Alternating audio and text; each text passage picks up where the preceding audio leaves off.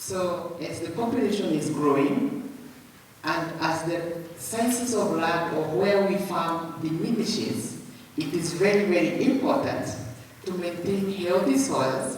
And maybe where the ICT comes in is on soil analysis and informing the farmers of whether acidity is becoming a big issue or not. I'll be talking more about what COFA does when that chance comes in, but more it will be on soil and how to keep it healthy enough so that all of you who do not want to be actual farmers in the farms have to influence the ones who are in the village to grow food fit for human consumption. It has to be food that is healthy and safe enough to help us, all of us who are in this room, reach 2050. By 2050, it's 30 years away from now. It's not all of us will be there. It is those who will be safe food who will actually see 2050. Thank you, Francisco. Good afternoon. My name is Louis Wajea, so it's a correction to the MC. It's Louis, not Louis. So yes, Louis is a female version of me. And just like it was mentioned, I'm the founder of Big Chamber, and what we do at Big Chamber is that we, as you might all know, I'm sure every single one of you probably had a cup of tea. You enjoyed a cup of tea that had milk. And 80% of the milk that we consume as a country is produced by over 4 million smallholder farmers, smallholder dairy farmers. So our business at Big Chamber is that we help smallholder dairy farmers be able to produce more milk and become more profitable and therefore more prosperous. So that is by looking at how they can feed their animals better, so introducing innovations and better means of animal dairy feeds, constituting the dairy feeds, formulating the feeds, and therefore the mechanisms and practices of how to feed their animals.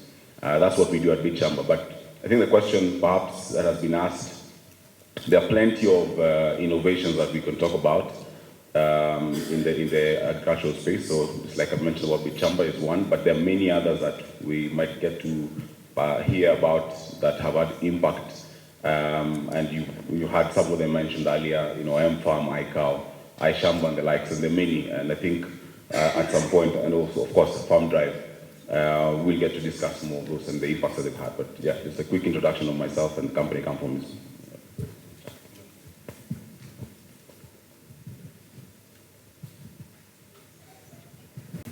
Yeah, thank you very much, Mr. Moderator, and it's glad to take the floor again. I will deviate a little bit, but first of all, appreciating the innovations that already exist, because what we're seeing, hearing from the panelists, is that there's no absence of ICT innovations. They already exist, they do exist, and they're already driving and providing solutions. But what I would like to say is that if you look at, for example, in Kenya here, you heard her talk about fintech. If you look at M-Pesa, which is a combination of information communication technology and financial services, that is actually helping to bridge the gap in terms of transactions, and last year transacted about 4 trillion Kenyan shillings, which is almost about 50% of the GDP. If you go out of Kenya, you're talking of Farm Diary, which is helping to decentralize data to farmers. You talk about Health Tractor, that is actually working with Uber app. So when you look across the continent, including Kenya, there's no absence of innovations. But what we see is a litany of silo innovations. And this is really something that we need to address today. Because it is very difficult to see one ICT innovation addressing more than 2 or 3 aspects across the entire agro-value chain. So the bigger question is, how do we ensure that these innovations can connect the dots across the entire agro-value chain? And that is what the example of the ICT application that I mentioned, called Agro Pamoja, because if you look at Kenya, you have applications that are dealing with inputs at farm level. You have applications that are dealing with driving financial intermediation. You have applications that are dealing with linking farmers to market. But do we have one that can be able to connect all those dots across the entire agro-value chain? So what needs to be done is to start looking at how we can then bring all these applications together where everyone is occupying his or her niche, but at the same time ensuring that we connect the dots to avoid those silos. So what I would like to say especially now is the discussion around ICT applications must bring in those who are not part of this language. Because the bulk of the people out there, if you take the mamambogas in villages, they are not ICT savvy, but they produce over 80% of the food we eat. To what extent do we leverage on youth vibrancy and entrepreneurial ability to start engaging and actually start becoming like extension agricultural services, but in this case, extending the tool that they've already developed to be able to train and utilize the opportunities that these mamambogas in villages present. If we don't do that, we will have a proliferation of ICT innovations that do actually drive transformation in agriculture, but do so in silos, and the problems of post-harvest losses would never be solved. Thank you. One of the things that comes out very clear, this silo operation is hurting the farmer himself. For example, one of the key things that is lacking is advisory services. Francisca here has soil testing facilities and resources, which the farmer may not be able to afford. How do we now work as a team, Rita and Francisca, to ensure that the farmers are able to get their soil tested by Rita facilitating the funding part of it? Is that something that can be thought of? It's something that is already happening, and I'll talk about like one of the products we have out in the market in partnership with Safaricom. And indeed, that's a problem. It's a real problem because in agriculture is complex. You will give farmer the right inputs, but if they don't have the right information on how to utilize those inputs, it means then they will not be able to produce. If you give them the information and they have the inputs, then maybe they don't have finance to actually go and purchase inputs. Let's say you've given them finance, you've given them information, they have access to good inputs, they've produced a bumper harvest, they don't have access to markets. So agriculture and the challenges are really quite interconnected, and we have to figure out how do we solve them collectively. And it's really in realization that the challenges are complex and interconnected that we got into a partnership with Safaricom, and we offer a product called DigiFarm. I don't know if any one of you has heard, but DigiFarm is a platform where farmers can plug in and get access to different services, and we're really using a partnership approach. So on that product, you'll find there is an organization that has specialized in supplying quality inputs, and they're on that platform. So it means the farmers can get access to inputs. We as Farm Drive on that platform offer financial services to the farmer. So if the farmer needs any financing for their input, then they get that. And then there is also another component where there are partners who are providing learning content. The likes of Arifu or iShamba, if you've heard them, have plugged into that same platform, and they're providing farmers with information on what are the best farming practices based on their region and the crops that they're doing. Then on the other end, again, there are partners who are actually off-taking the produce from the farmers. So the farmers on that platform are able to produce, and at the end of the season, they actually have buyers who are plugged in and they can sell to the buyers. And in case there is any crop failure, especially because of the climate change, we've also plugged in an insurance component with other insurance partners. So it's already happening, the realization that we can't really solve the challenges that are faced in the agricultural sector without looking at it from a very holistic point of view. And DigiFarm is just one of those products that is hoping to look at that challenge and make sure it's bringing together partners who will address the challenges. Okay, thank you, Rita. Let's hear Francisca. I would actually say the farmers are already having a little bit of information coming through the phones, and many of them, even when they are old, they are trying to adopt the modern phones so that even if they don't learn, they can ask their grandchildren or their children to interpret what information is coming in. So that one is already happening in the field. One of the scenarios which is very serious and which is a gap in what made me and others to co-found COFA was the discovery that so many of the farmers that we are talking about, small-scale farmers, have been making losses for over 30 years due to producing food which is not breaking even, where the cost of production outweighs what they are producing. So as much as we want to say, now we have resources for the farmer to borrow, we have the very good quality seeds and inputs and everything else, and all the information is out there. This farmer is so poor that he cannot even afford to buy that quality seed, and if he buys the seed, then he can't buy the fertilizers, or he might not buy the pest controls, he can't afford it. And in production or in the value addition, as we have been told here today, it has to start with quality production. If you produce bad produce, if you have very bad quality potatoes, even the person who is doing value addition is going to suffer doing value addition of the same potato because of the quality.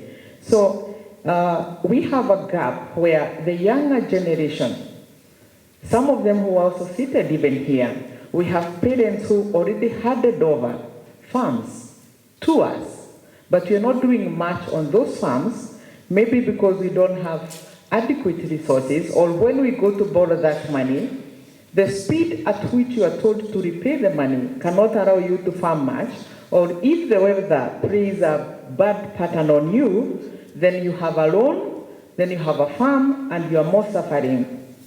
So we have a space where we have to kickstart, or we have to give this farmer who is not breaking even for many years, he's already having some burden. As much as we want to create the apps and inform them what to do, something solid, just like the way Jesus did and offered actual food to the hungry people, there has to be something that has to happen to kickstart that farmer to start becoming profitable. So for me, I really would want to find a way of how can we combine all these technologies so that then it is profitable to the farmer to be able to also do enough healthy or safer food as I talked about. Thank you. Let's have Louis. Yeah, I think when we come to the idea about innovation, it's been alluded to earlier by the speakers that spoke before us. We have a long list of innovators or technologies that are out there addressing different needs and problems in the agricultural sector. But there's also the question that, or perhaps there could be a misconception about the definition around innovation. And it could easily be mistaken to mean that innovation is anything that has ICT applied in it. And it seems like that's not necessarily the case. Like we've heard from Francesca that it's not necessarily application of technology that would constitute to or derive innovation. And there are plenty of examples that are out there that are outside ICT-based solutions that we could speak of in the agricultural space. And maybe we've not heard of some of them. And the few that exist have not had the light of day to be glorified in terms of the success they're encountering or the failures thereof. I think the one example that that comes to mind that I recall was there's a visit we did in a project we were participating in Nandi Hills, where we came across a group of young innovators who are sun-drying sukuma wiki and spinach to increase shelf life. Same thing with bananas. We do know that the mama mbogas struggle at times when the bananas ripe and there's not sold enough, there's a post-harvest loss problem. So how do we preserve this by not necessarily introducing really fancy technologies in terms of machines and tools and the likes that would still reduce post-harvest loss and extend the shelf life of some of these products. And that was a fantastic example of a group of people who I came across that who are trying to address a need that does definitely exist, and still ties into the same conversation about the Big Four, where point number 2 of the Big Four agenda is about food and nutrition. And we know that, like you had the earlier speaker mentioned about the number of undernourished Africans. It's 1 out of 4 that are undernourished. And so these are some of the challenges that we need to speak about, and not necessarily tag the mentality of applying technology to solving them as a way of innovating. Thank you, Louis. Let's have Dr. Richard. Yeah, thank you again. I think we should be able to make it very clear. Technology innovation is an enabler. I think we need to make that very clear. And because it is an enabler, it is enabling something to function optimally and create opportunities. And here we're talking about the entire agro value chain. So why I'm bringing this up is that the entire agro value chain is not necessarily about production. We're talking, if it was about production, we would not be losing $48 billion US. So what am I saying? Because technology is an enabler, we need human capital to be able to help ensure that that enabler actually enables the processes, and those processes are driven by people. So the point that we should then be able to look here is, do we have the skill sets for the inputs to make these technologies optimal? There are applications. Those applications need inputs. If you are connecting people to market, you must connect them with food that has been produced, and that food needs to be nutritious. Do we have the skill sets of people on the ground that are doing that? And if they are doing it, do they have access to markets? And those markets are also people. So the underlying point is, if we do not bridge the gaps from production to processing to connecting to markets, we might not be able to utilize technology optimally to drive that. So we then must then be able to look at the rule of policy in this case. Because if you take Kenya, for example, Kenya is actually among the first 5 African countries that I can say have actually moved ahead with innovations in technology, because they have an ICT policy, but that ICT policy is what has also given birth to some of the opportunities that have resulted in creating these technologies in Kenya. But is that happening in real areas? Technology, ICT enabling environment alone will not be able to drive uptake and bring, because your question was, how do we bridge the silos? To bridge the silos, the application cannot only be functional to help people in urban or peri-urban areas.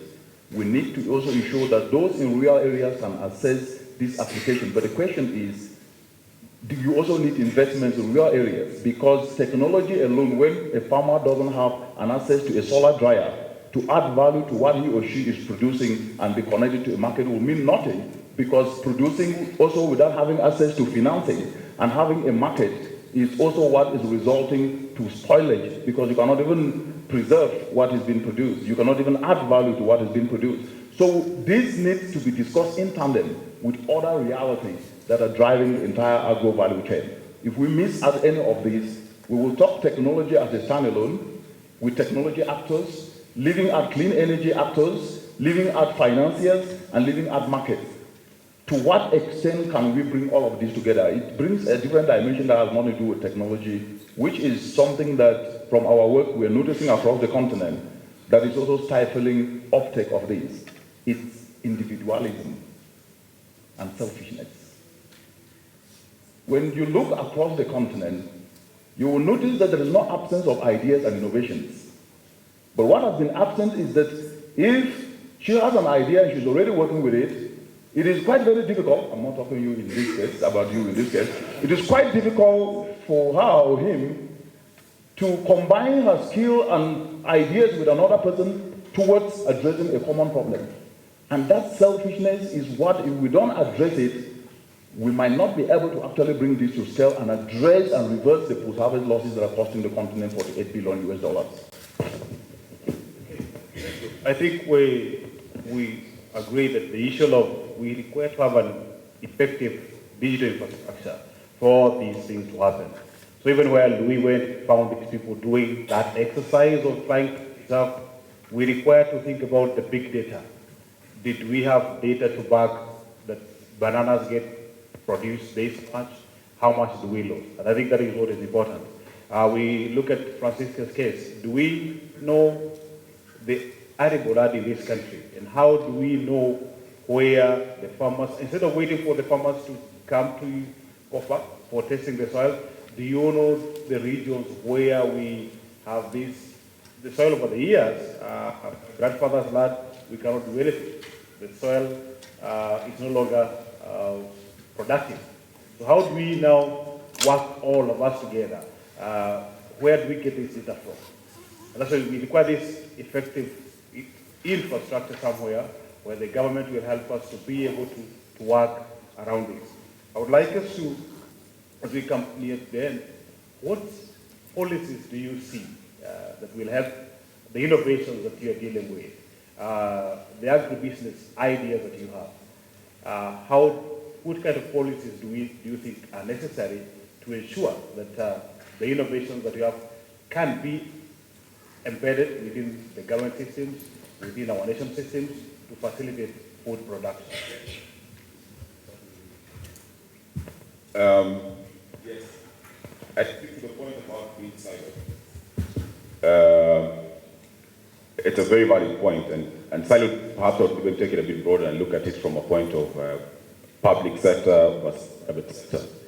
There's an element of also the private sector seems to be innovating in sector vis-a-vis the public sector, and perhaps policies are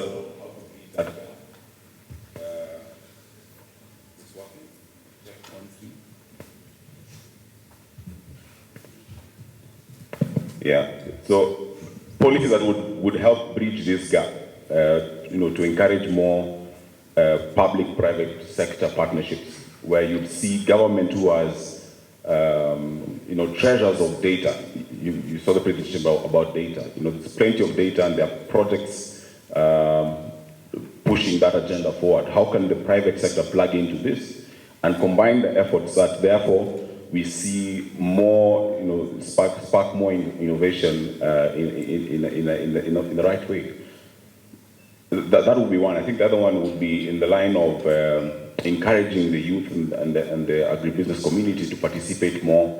I saw the other day, the CS Treasury read the budget, the allocation to agribusiness and agriculture as a whole. I saw, on the agenda 4, we have about 42 billion shillings that have been allocated to promote the agenda on food and nutrition.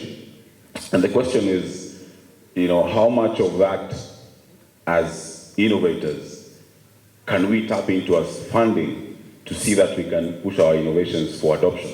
And we know without a doubt we do not have a scarcity of ideas. There's plenty of innovations, but they're in silos, and the challenge is also how many of those innovations actually get to see adoption and therefore scalability. We need to actually start asking ourselves those questions. So what sort of policies and because government's role is normally, government's role, as I believe and understand it, is that government is an enabler. They create an environment that enables for innovation to thrive. So how does government and we as private sector, as a challenge to us, how can we push the agenda, bring ourselves forth to the table with government and ask, can you institute policies that allow and foster for these partnerships to happen, and that this funding is not misappropriated in the sense that it does not go to the most effective areas where the needs and problems that we know and understand deeply, because we are the ones who interact with the farmers, are not being solved. I think in line with that, things around tax incentives, tax rebates could be ways and mechanisms of encouraging people to participate in terms of investing into this sector. because we know that the moment you are able to invite more people to participate through tax rebates and discounts, we would get more participation. And I think the CS mentioned about plans and ambitions of expanding the tax bracket from the current 3 million and doubling that over the next 5 years. A huge part, in my view, and I strongly believe a huge part of that will come from agriculture, but we are not paying enough attention to agriculture. So policies around that, I think, would definitely go a long way to see us create the right environment. Okay, let's get to process. Okay, if I was asked and if I had the power to change a few policies, one would actually be towards all the NGOs and all the universities who are calling for innovator challenges. I would literally put one clause where you force the innovators to team up with others, to be able to collaborate with others from the entire value chain of agriculture, from soil all the way to a hotel or an outlet for selling the food. That would be one of my policies, to insist on a collaborations so that we don't have so many mushrooming innovators who are so tiny and individual. And then, as you have said, that we get greedy, that we don't want to share with others, is because the system which is coming out, all the adverts that come for innovator challenges, they ask for individual small organizations, and they keep calling us small, and they keep waiting for us to grow. But if there was one that said we collaborate with somebody who is doing aggregation, someone who is doing value addition, someone who is doing waste processing, someone who is doing IT and doing the apps for financing, you would see marvelous innovators come together and work at duress, because it's not easy to work with people you don't know, and they would literally solve very many things.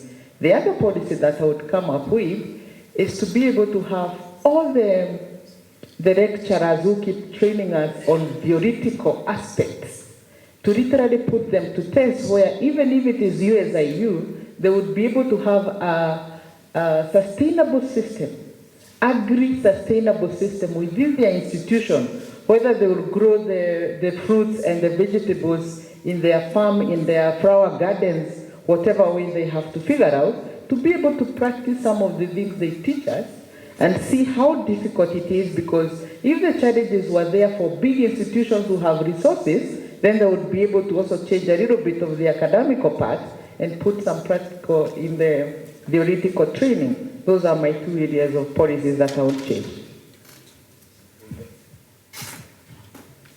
For me, especially when I think about policy and government policy and agriculture, it goes beyond just policies around ICTs, because in as much as we love to innovate, there are some fundamental things that you really cannot innovate around.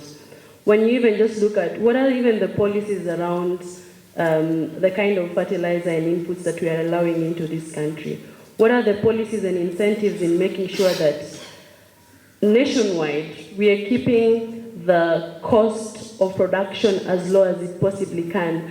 Some of those things, if we really do not solve them, in as much as we will create innovations to finance farmers, to enable them to get information and all that, at the end of the day they'll produce at very high cost, and other markets around us or other countries around us will still be able to produce at low cost and come and flood the market.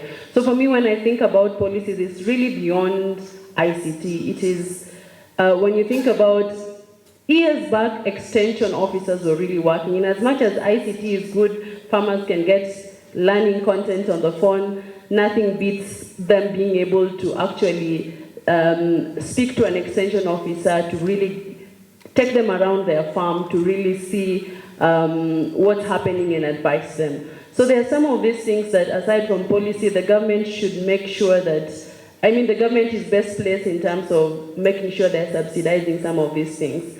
When you even think about data and data collection, and even our work with just insurance companies, for you to insure agriculture, you need historical data to understand how production has been going on across the country for given crops. But you go to the government institutions today and there are really a lot of data gaps. We don't even know how much in reality regions have been producing. So those are some of the areas that, for me, I think the government really needs to do a good job at what, aside from pushing innovations and whatnot, there's some fundamental things that they actually need to make sure they are working so that when we plug in innovation, then at the end of the day, there is actual substantial impact. Thank you very much. Thank you very much. I couldn't agree more with the panelists, but my point of view from the work that we've done is that there is no absence of excellent policies. Actually, Kenya actually have one of the best policies in the entire African continent. If you look at your ICT policy, you look at your feed-in tariffs to decentralize clean energy, you look at your climate-smart agricultural policy, you look at all these policies do exist, but the Achilles has been the gap. However, that then means being the supreme law of the land and all these policies cascade up to fit into that, it should be an area whereby everyone should actually be asked to engage because you are losing $500 million US as a result of post-harvest losses. And as a result of that, it means that if you can be able to leverage on these principal bills of right and ensure that each and every youth can bring their skills and talents to be engaged, utilizing these already existing policies is the best way to go. But let me just make this particular important point. The area of expecting government to legislate, to implement, to monitor, to report is long gone. It is non-set actors, especially the youth seated here today, the NGO, the private sector, that drives implementation. As Louis rightly said, government creates an enabling environment. And that enabling environment, if you take the case of Kenya, has been created. It is then up to the young people to be able to leverage on this already created enabling environment to drive what they can drive, and that is how they're going to close the gaps. But this to happen needs three things. They need to retool their skills. If you do not retool your skill, regardless of the opportunities, even if government gave you 1 billion today, without the right skill, that money will finish without you doing anything. That's the fact. The second part is that we need mentors to mentor the youth. Because we assume that the youth, yes, they're vibrant, they're entrepreneurial, they've got the ideas. That's not enough. They're operating in a very competitive terrain because the issues of Africa are not only for Africans. They're also issues for others. And so if you don't retool your skill and skill yourself and get engaged and collaborate and work as a team to close the gaps, you might actually be left out. And the last one, you must be able to know that you cannot just go after the money. You should go solving problems because challenges are disguised opportunities. When you solve problems, you will make billions. When you focus on the money alone, you will lose the pathway and problems will not be solved and you will only end up in fights. Thank you. Thank you. We are coming and our panel discussion. Our time is up, but as the MC comes up, I would like to ask the panelists here whether one has a good idea you can give to this budding young mind here to be future agricultural entrepreneurs.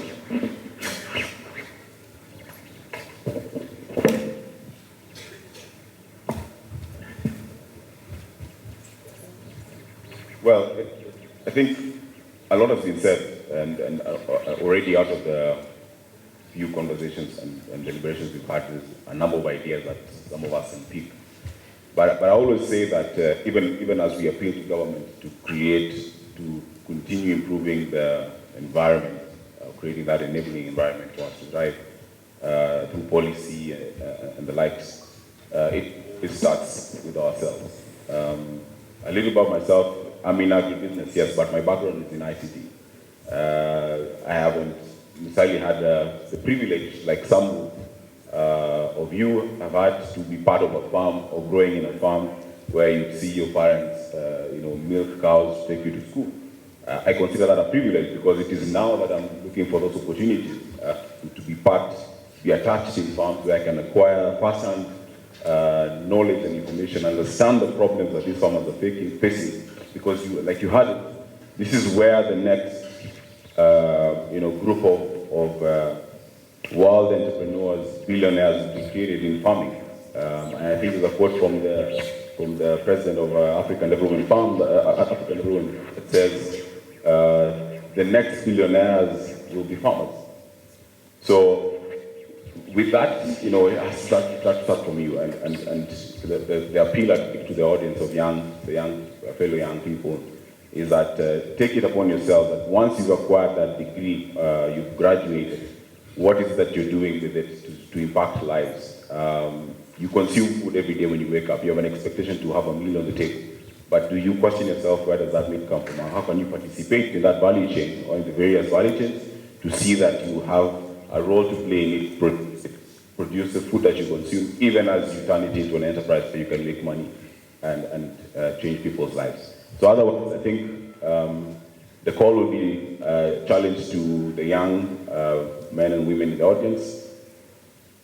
Us will just inspire you. You'll hear stories, give you statistics, but challenge yourselves, get out there, be involved, look for, get attached. We don't have enough young people being interning or being attached in funds. We need to challenge ourselves to do so. And I think as a result, there'll be more enterprises, more impact created as a result of that. Okay, for me, what I would tell is, now that you're still in campus and you have resources of all the lecturers, it's important for those who will team up and test any business they would want to have when they are still here. Because when you are here, you are together, you meet regularly. So you can be able to know whether the team you are in works or doesn't work.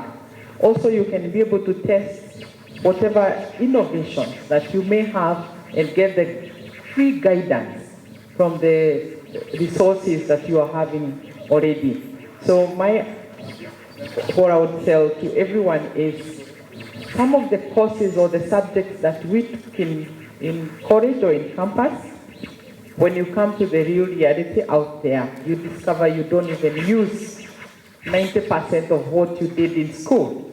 So you have to find a problem that you can solve and start testing it when you are still here, when you are still in school, so that when you now go out, you can be able to pilot test it or scale it up and get to grow into a big thing that can solve problems for others. If you miss that opportunity, it might be so difficult for you out there when you are alone in one corner of the country and your colleagues or friends that you schooled with who understand your way of thinking are in the other part of Kenya. It will be so difficult to practically test something which is not just connected to the phone or the laptop. And I would say that would be what I would tell to the idea. Before I wrap up, I would say is COFA. My background is entrepreneurship, social entrepreneurship, but the work we do mostly is waste management, making it into compost, then fortifying it to be able to boost the fertility of soil and be able to repair acidity for farmers. So apart from just soil testing, we literally handle the next level to make sure the farmer increases their yields and have a quality that anybody in the market can look for. One idea that as a company we are looking for is young guys who can be able to ring for us, people who are so keen on healthy or safe foods and are willing to support a poor farmer who is having land as a resource, willing to farm, but doesn't have the resources to kickstart their life. So we have planning for a team of innovators or a young person who will be able to come up with that connection between the two. Mine is really brief. I started Farm Drive. I co-founded Farm Drive when I was still in campus, the last year of my undergraduate degree. So for me, it's just to tell you to start. It's not too late, it's not too early, just start. You might not have the resources you think you need, but just start. All the best. Thank you very much. Youthfulness is ideas, not necessarily urge. And you should volunteer your time for something useful, else you will volunteer it for something useless. And what does that mean? Leadership is personal responsibility. Leadership, you do not need a position to be a leader. You do not need to be in the UN or at a university teaching or a CEO of a bank to be a leader. Retool your skills and tap into the opportunities, because your ability is your availability. Just look at the entire room today. I expected the room to be full, but some of your friends are out there complaining. Complaining is not a strategy. Volunteer and join innovative volunteerism, which we are driving across the continent, and retool your skill. We are here to guide you, because complaining will not change anything. It will only waste your time. Thank you. Thank you.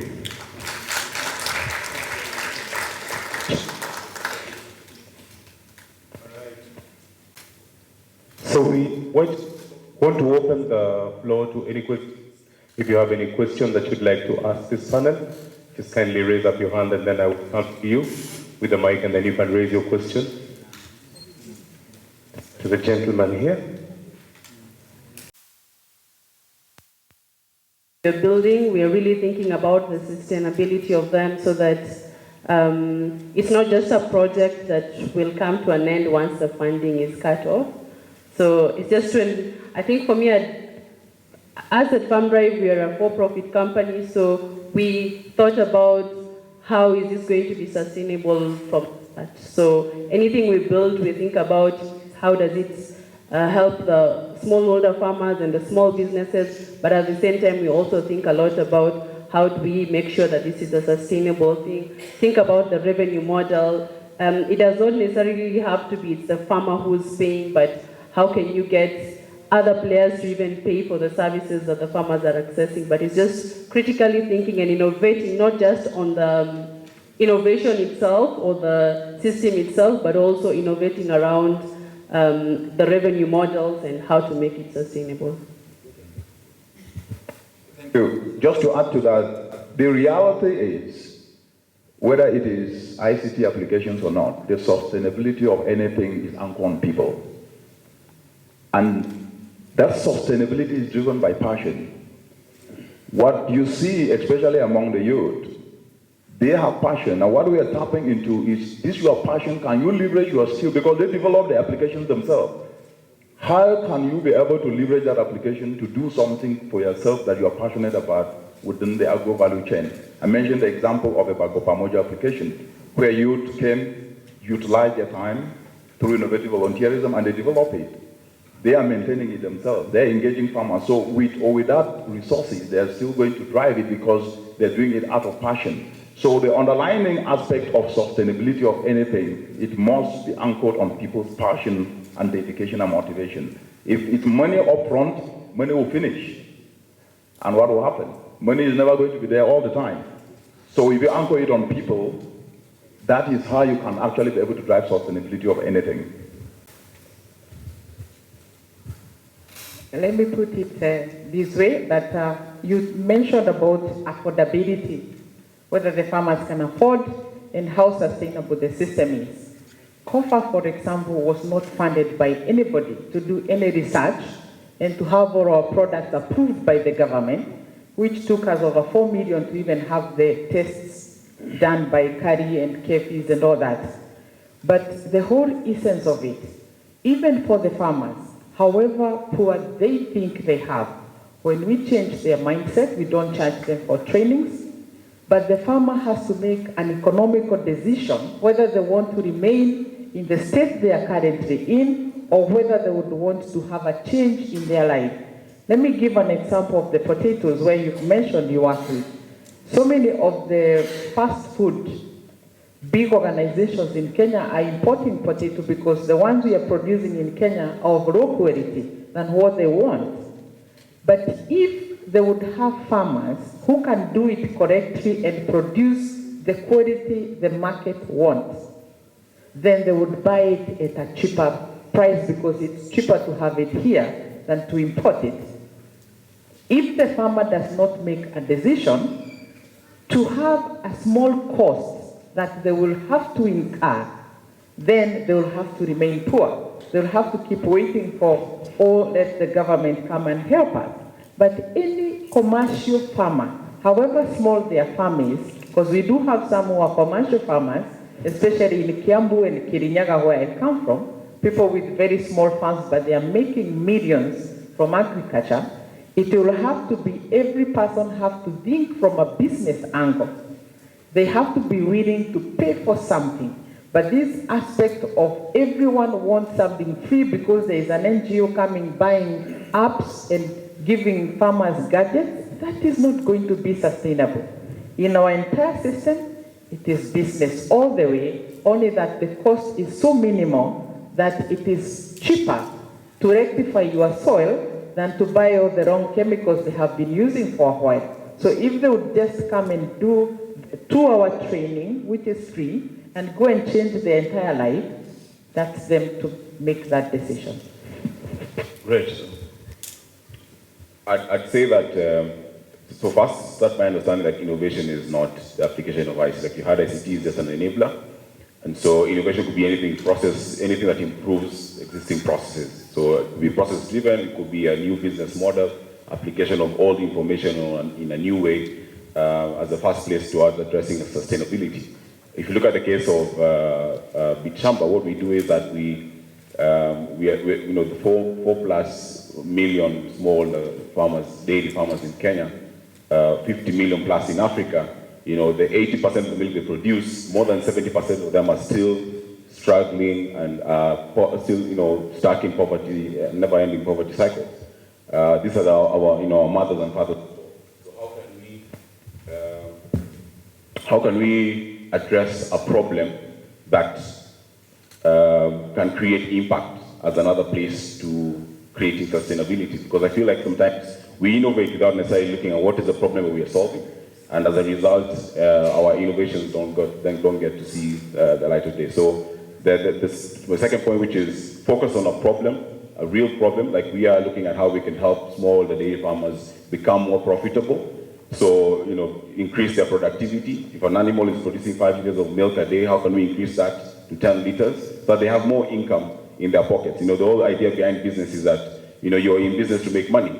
So for the dairy farmers, how can we either help them cut the cost of producing milk, or how can we increase their sales by increasing the productivity of the animals? I think as a point to... All right, so we'll just hold it up there on the Q&A. But I'd like to just appreciate the entire panel for a job well done. Ladies and gentlemen, with our warm round of applause, help me appreciate the wonderful panel. Thank you so much. Thank you for that informative session. Thank you for everything, and we really, really appreciate you. Another round of applause, ladies and gentlemen. Thank you. Asanteni sana as they go back to their seats. Asante sana. I'd kindly request that we just keep it here for just a few minutes. We are almost done, and then now we can be able to break for lunch. Thank you so much to the panelists, and thank you for guiding us through. Thank you, Louis. Thank you, Dr. Patrick, Francesca. Thank you so much, Rita Kimani, and Dr. Richard Munang. Asante sana, asante sana. Makofi ya mwisho wakishuka.